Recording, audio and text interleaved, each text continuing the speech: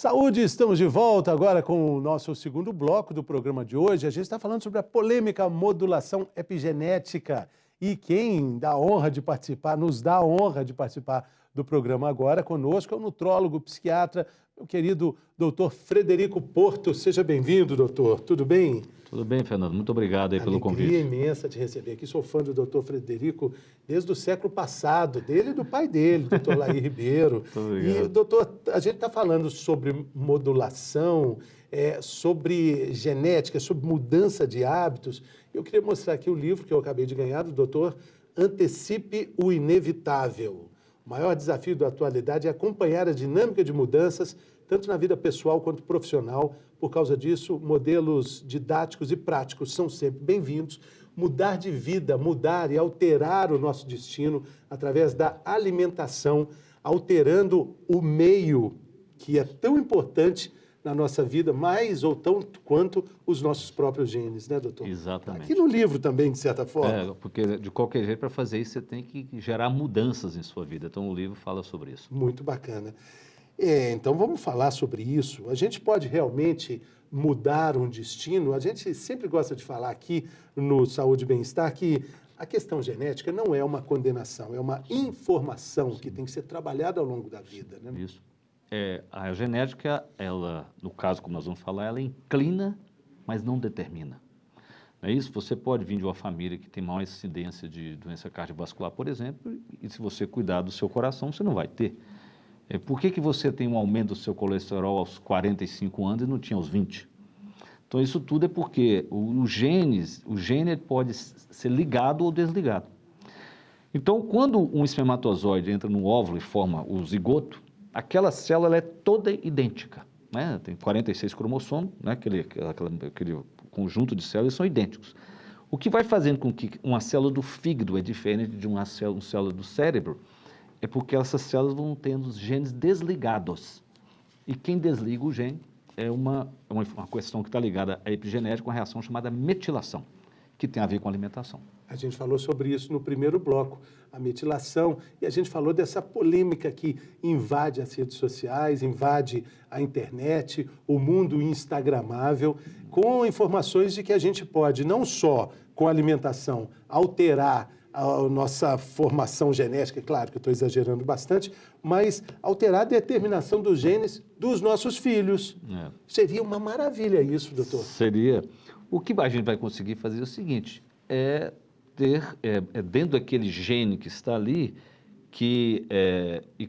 daquela pessoa com as suas limitações, seja o mais saudável possível. Não é isso? Isso é possível. Isso é possível. Então, eu entendo, você entendeu uma analogia interessantíssima.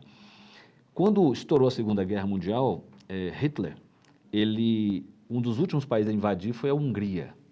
E como era um país não tão forte, eles resistiram à invasão, ele privou de comida uma região que tinha cerca de 20 mil mulheres grávidas. Isso tem a ver com a epigenética. Então, você havia mulheres, por exemplo, grávidas no primeiro trimestre da gravidez e mulheres grávidas no segundo trimestre da gravidez. As mulheres que estavam grávidas no primeiro trimestre da gravidez, os filhos nasceram com mais chance de serem diabéticos. Por quê? Porque eles viveram num ambiente que faltava comida. Então, quando eles nasceram e tinha comida, o sistema deles, né, para lidar com a glicose da comida, ficou meio desregulado. Tá certo? Já as mães que estavam grávidas no segundo trimestre da gravidez, isso é muito impressionante, os filhos não tinham maior incidência, mas os netos tinham.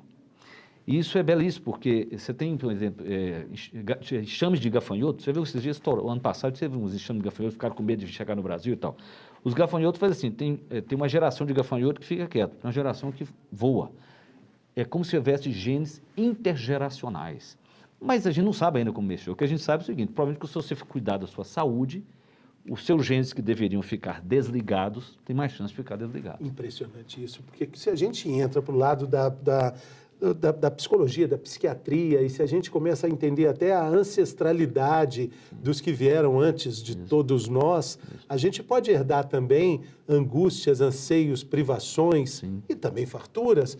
Está tudo dentro do que a gente é hoje? Sim, o código genético ele vai se manifestar, é claro, de acordo com o meio, né? Esse é o grande debate, por exemplo. Você sabe que a questão de estudos da imortalidade, que você poderia transferir a sua mente para uma máquina. Mas a gente sabe que isso não seria tão possível, porque não sei se seria você. Porque para ser nós, precisa ter nosso corpo. A mente, ela é embodied, ela é incorporada. Então, é como se assim, fizesse um clone seu, novinho, ele teria que passar pelas mesmas experiências que você passou para ser o Fernando.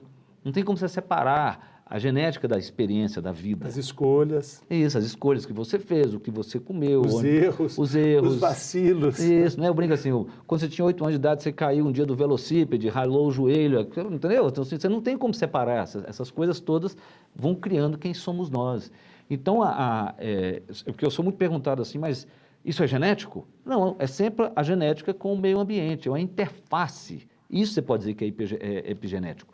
Porque a epigenética é assim, não há o DNA é o mesmo, mas é permitido ou não ele se manifestar. Isso seria epigenético, desperto pelo ambiente.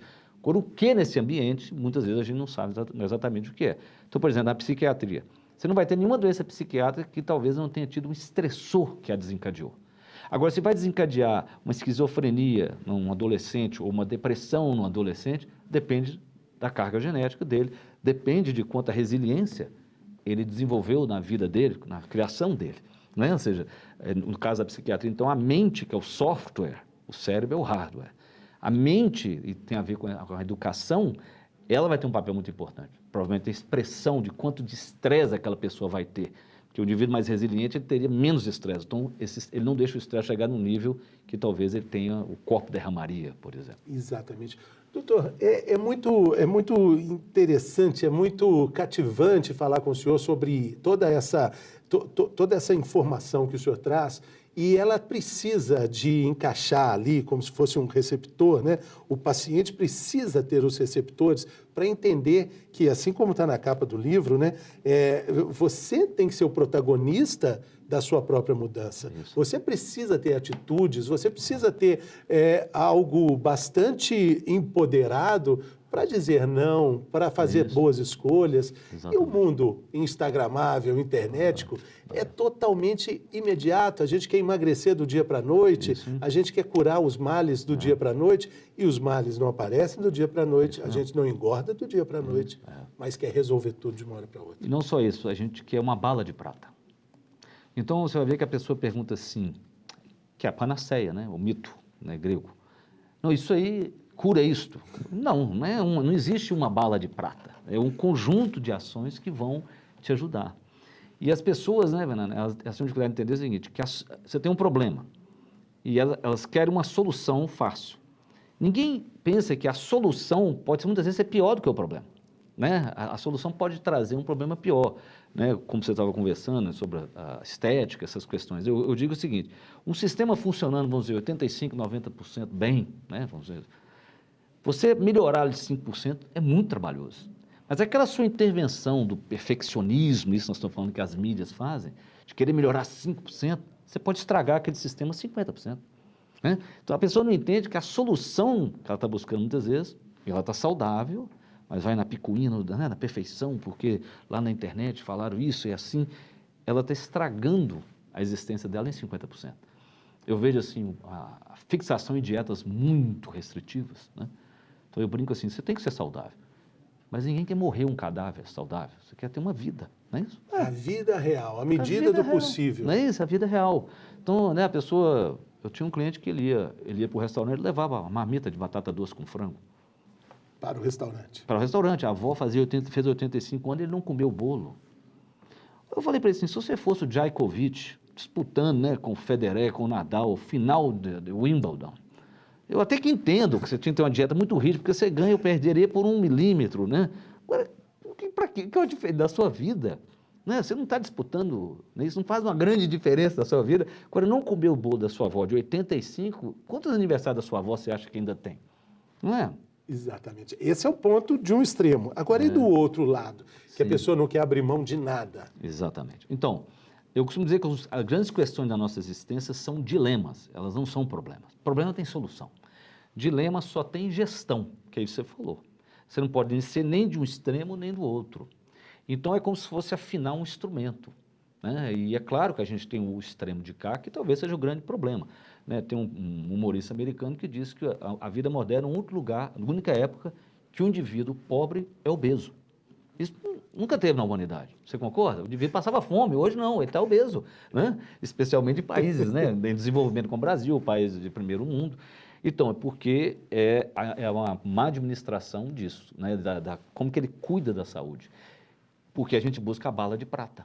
Eu me lembro de um paciente que falava para mim assim, não, o meu cardiologista, ele sabe que eu não gosto de fazer atividade física, então ele me deu uma estatina. Eu falei, uai, eu não sabia que exercício físico vinha em cápsula, né?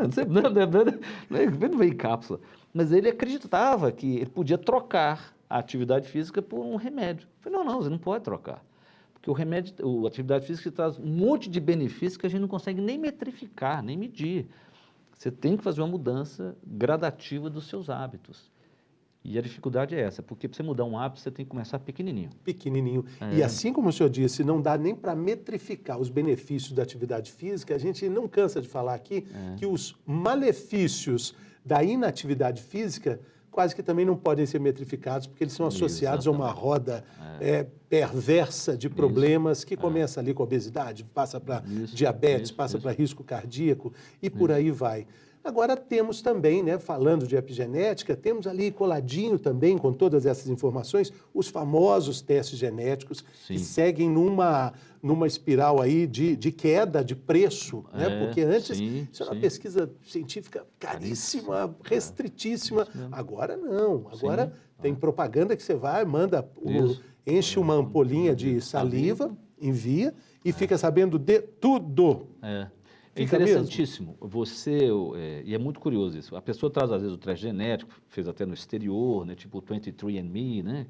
E é muito curioso que quando eu olho, se eu fizer uma análise metabólica de vários exames que eu faço de sangue de um paciente já de 50 anos, 45, ele já tem a manifestação em alguns exames do que o teste genético diz que ele ia ter. É muito interessante. Mais para frente. É porque é o seguinte, o teste vai dizer assim, você tem mais chance de ter diabetes, você já vê o indivíduo já tem uma alteração da glicemia, ele tem, o teste está mostrando aquilo. A grande questão é que o teste, é o que nós falamos, ele vai inclinar, ele não vai determinar, né? E eu vejo, na minha área, como na psiquiatria especialmente, você tem um marcador que fez uma grande diferença, que tem tudo a ver com o que nós estamos conversando da epigenética, que é a questão da metilação, não é isso? Você tem 2 genes que você pede agora em pessoas com depressão mais grave que tem uma dificuldade de converter o ácido fólico, que é a vitamina B9, na sua forma ativa, que é o metilfolato. E as pessoas que têm uma alteração nesses genes, elas, por ter dificuldade nessa conversão, produzem menos metilação e menos serotonina e dopamina. Então, eu que sou nutrólogo também, para mim isso foi aconteceu de 3 anos para cá, é uma grande revolução, porque é o uso de um nutriente para potencializar um remédio. Nós não tínhamos, é o que você falou, isso não existia.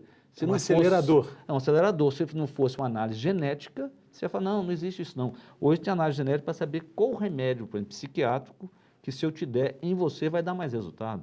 Muitas vezes, né, para os casos mais difíceis, às vezes a pessoa metaboliza um remédio mais rápido, metaboliza o outro mais lento. Então, isso será uma revolução. Mas nós sempre temos que entender que isso vai ter que ser uma interface com a clínica, né? Porque não é porque o gene disse aquilo que em você vai se manifestar daquele jeito. Porque a epigenética, ele tem que estar desperto, ligado ou desligado, entendeu? Sim, então, muitas vezes na clínica você não vê exatamente aquilo que o exame genético está falando.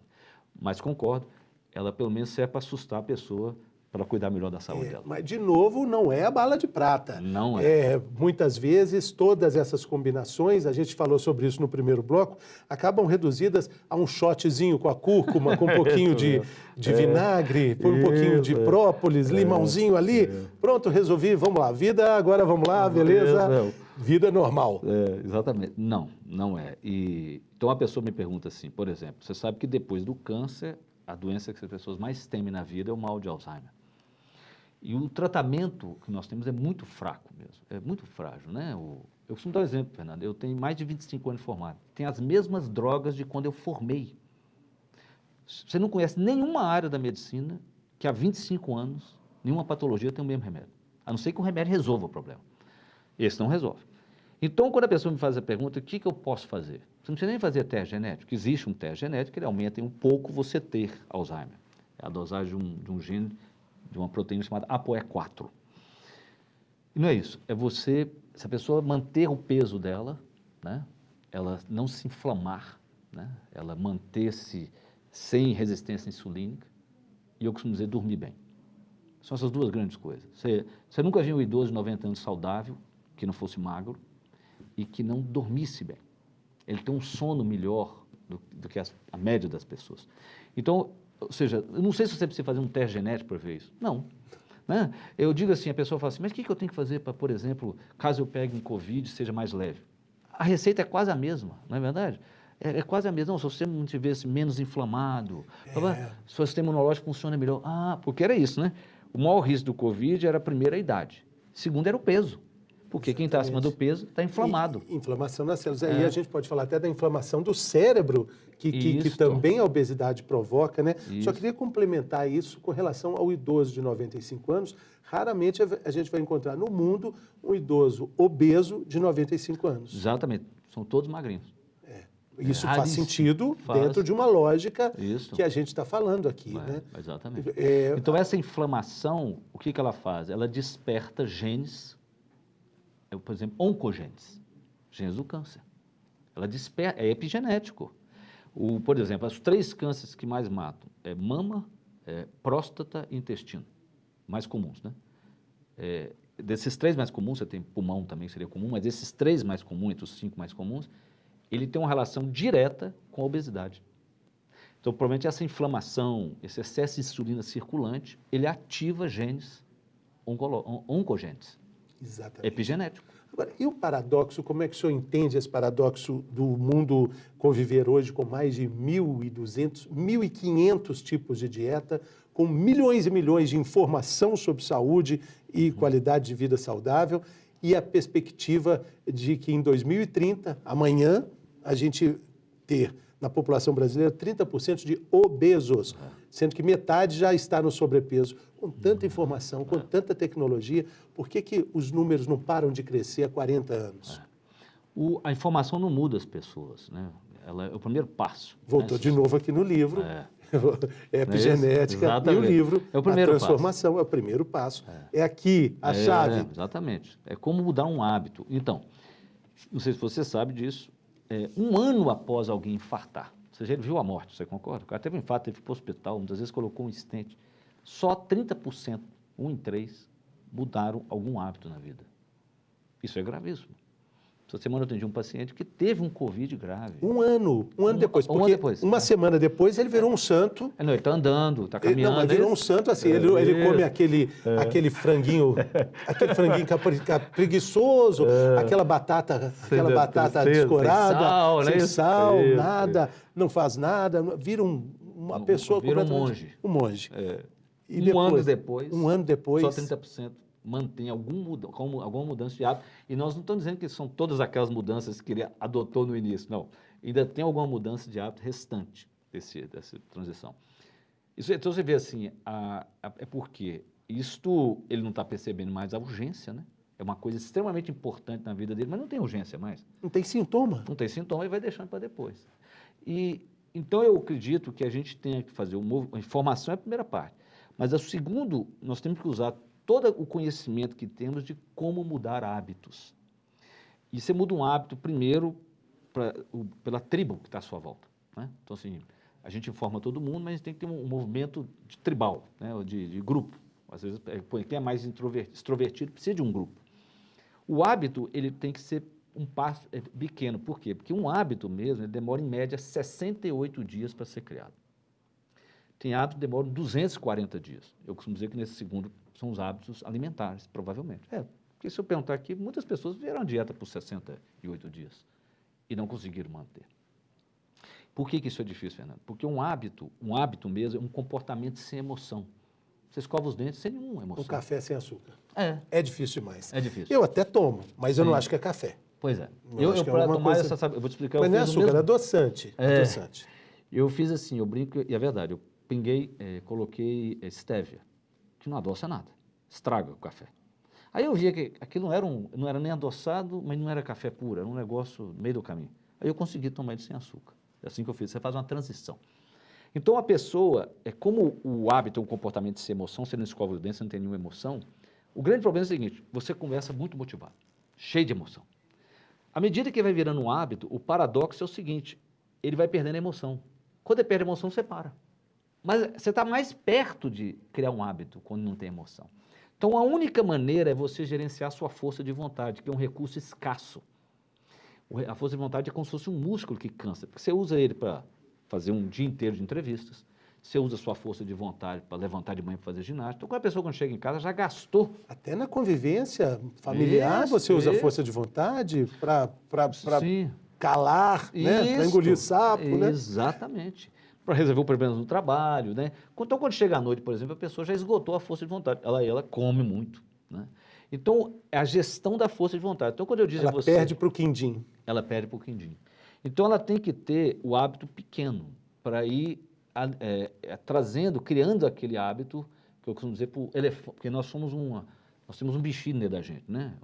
É um elefante que eu chamo, que é aquele que você fala, não, eu vou comprar o chocolate, mas vou comer só uma bandinha. Não adianta, não. Vem uma voz interior e fala assim, você merece, Fernando, você merece, Frederico. O que você fez? Nossa Senhora. Não, segunda-feira você começa essa dieta. Hoje é sábado. Hoje é sábado, né? Você ficou o dia inteiro na entrevista. Nossa, você merece, realmente você merece. Você se convence. Tá convencido, né? Que eu brinco que é o diabinho que fica do lado de cá, né? O anjo fica do lado de cá, o diabinho do lado de cá. Então, quando o comportamento é pequeno, você faz aquilo. Só que você, ao fazer aquilo, esse elefante interno, esse lado mais primitivo, ele vai aprendendo, então fica mais fácil. Então eu falo para o meu paciente assim, caminha 10 minutos. Ele fala assim, é muito pouco. Eu falo, não, é para você ter vergonha mesmo de não fazer. Porque você andando 10 minutos, o que acontece é que você vai começar a andar 15, 20, aos poucos. Então eu digo assim, torne uma refeição do dia saudável, só uma, pelo menos, uma. Aí ele fala, tá bom, doutor, eu vou fazer o café da manhã saudável. Beleza, qualquer que seja, uma. Aí ele começa. Aí ele falou, ficou mais fácil. Falei, tá bom, é a próxima etapa, né? Então, com isso, você vai adestrando o seu elefante interno. Exatamente. E planejamento, né? O planejamento é muito importante quando a gente fala de hábitos alimentares. Não adianta uma geladeira toda desregulada. Isso. Desregulada que eu digo não é na parte elétrica, não. É desregulada ali no que você vai buscar quando você está com fome, não vai negociar. Isso. Cadê? Não tem hábito sem contexto. Então, se você quiser tomar água, você tem que fazer assim, o copo tem que estar aqui. Por exemplo, eu tenho no meu consultório uma garrafa de 2 litros. Em casa eu tenho outra garrafa de 2 litros. Porque eu sentei para trabalhar, então minha esposa brinca, e o copo é grande, tem meio litro. Porque se você pegar um copinho e falar, não, não vai também não. Você nem enche o copo. Então, eu encho esse copo 4 vezes no dia. Eu tomo 2 litros d'água. Então, eu criei um contexto que facilita a adoção do meu hábito, é o que você falou. Você quer parar de tomar refrigerante, então você não compra. Porque se você comprar, você vai tomar. Exatamente. Não é isso? Exatamente. Então, você tem que fazer o contexto ser favorável ao novo hábito, porque esse é o caminho mais fácil. Você segue o caminho mais fácil. E a questão das amizades também, né? Que a gente tem que valorizar, o contexto social é importantíssimo. Sim. Mas a gente tem que ter amigos que nos forneçam boas ideias, de boas atividades, né? Sim, essa é a parte mais difícil. Né? Muitas vezes porque você... Porque, olha só, falando de novo de vida real, eu posso até começar um regime, eu fiz uma aventura imensa lá na Globo, o Afina Rocha, eu passei quase 50 dias... mas assim, quase enclausurado. Era o Afina Rocha. Existia uma comoção para que eu realmente emagrecesse ali. E era assim, às vezes eu voltava a pé para casa, uma vez eu estava passando em frente a uma padaria, parei para amarrar o sapato, o cara parou no sinal e falou, Rocha, saia daí, cuidado com a padaria, você vai perder, é uma tentação. Eu falei, obrigado por isso, eu nem tinha visto a padaria, a pizzaria. Mas aí é o seguinte, não era vida real. Regime não é vida real. A vida real é aceitar um convite de um aniversário que vai ser... E ninguém vai te convidar para comer uma salada. Não. Você não faz amigo tomando chá. Né? Exatamente. E aí, você deixa de frequentar isso? Você se isola ou você vai e tenta ser forte e cai e fica chateado? Sim, qual é a conduta? Por isso que eu falei que era um dilema, porque a vida é um equilíbrio. Então eu digo o seguinte, se você tem que abusar um dia por semana, o dia que você está com seus amigos, porque você tem que ter amigos, né? Eu vou fazer uma extrapolação para outro vício, que não é o caso. Né? Por exemplo, nós também com os dependentes químicos de droga, que já é muito, né, claro, isso é muito mais grave, ele só consegue realmente abandonar aquilo quando ele muda o grupo social. Mas você não vai fazer isso por causa da sua alimentação, me desculpe. Não, e só um detalhe, ele só começou também a usar drogas quando ele mudou o grupo social também. Exatamente. Ele tem que voltar para a mudança anterior, né? Então muitas vezes, por exemplo, ele entra para uma religião e para de usar droga, porque ele arrumou outro grupo social, né, com hábitos mais saudáveis. Mas isso não é um justificativo você mudar seus amigos, mas você pode, ou seja, esse indivíduo, eu lembro de um cliente que o prazer dele era cozinhar para os amigos 4 noites por semana. Né? Como é que imagina a dificuldade, a vida dele social. Era obeso? Era muito obeso. Então a vida social girava em torno do forno dele, sabe assim, ele tinha um espaço de gourmet na casa. Dificílimo. Como é que muda isso? Então assim, o mais que ele podia fazer era baixar para 2 dias na semana. Não é isso? Você vai ficar deprimido, e vai mesmo. Então, muitas vezes não é uma mudança fácil. E eu vejo muitos profissionais subestimarem isso. Achar que a coisa mais importante é eu te convencer. Não, abandone seus amigos. Não, você não é um viciado em cocaína. Não está certo, não, você tem amigos. Como é que a gente acha um equilíbrio que é o para a sua vida? Então, eu acho que isso tem que ser pensado. Porque senão não é durável no longo prazo. Não é. Não tem modulação epigenética que vai vencer essa questão porque nós somos animais sociais. Nós somos animais do meio, sociais. Os momentos mais felizes da sua vida, você esteve com outras pessoas. Perfeito? E provavelmente em volta de uma mesa.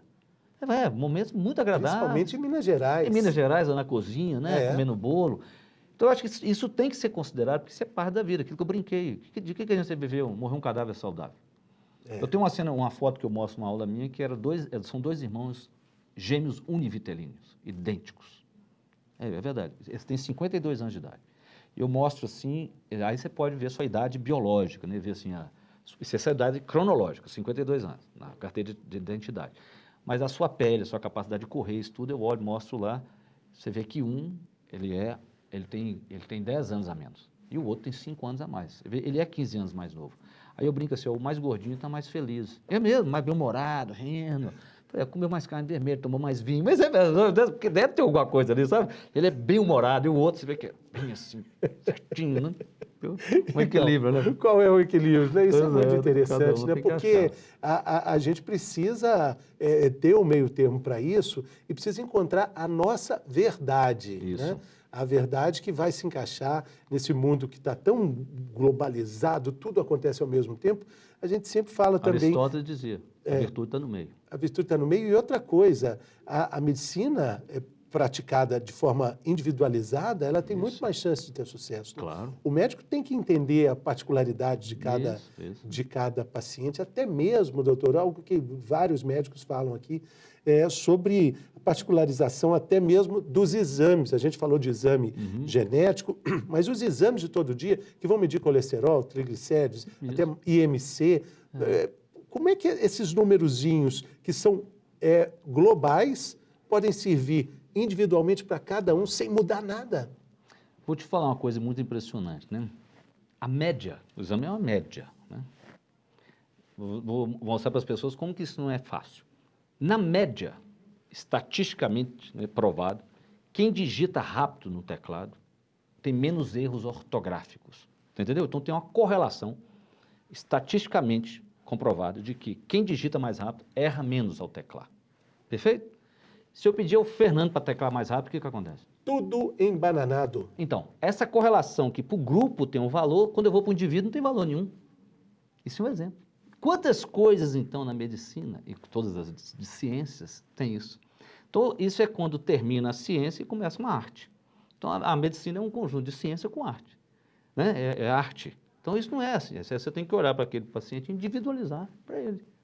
Saber ouvi-lo. Acho que é isso. Eu vejo assim, hoje, assim, como eu tenho, né? Eu sou psiquiatra e nutrólogo, mas eu falo para você, me conta a sua história.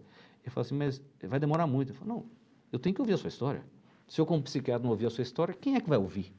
Não é isso? Mas vê que ele está tão desabituado a contar a história dele para um profissional de saúde, que ele acha estranho. Fala, não, pode contar a sua história, eu estou curioso, eu quero saber a sua história. É por aí que a gente vai chegar, né? Entendendo, se conhecendo, acho que principalmente sendo verdadeiro com o que a gente é mesmo, porque a gente pode enganar todo mundo, mas a gente não engana a gente, né? Não engana. Doutor Frederico Porto, que alegria falar com você, muito, muito satisfeito Sou seu fã desde muito sempre. Um grande abraço para o seu pai. Muito obrigado. Valeu demais, muito obrigado. Pelo convite. Tá? Isso. E parabéns aí pelo programa. A gente tem aí essa mensagem final. Antecipe o inevitável. É tudo que a gente falou aqui agora. Isso. Muito obrigado também pela sua companhia. Fica o convite para você compartilhar aí o conteúdo da nossa programação aqui no canal Viver Brasil, seguir a gente também no nosso canal no YouTube e acompanhar a nossa programação aí diariamente. Saúde!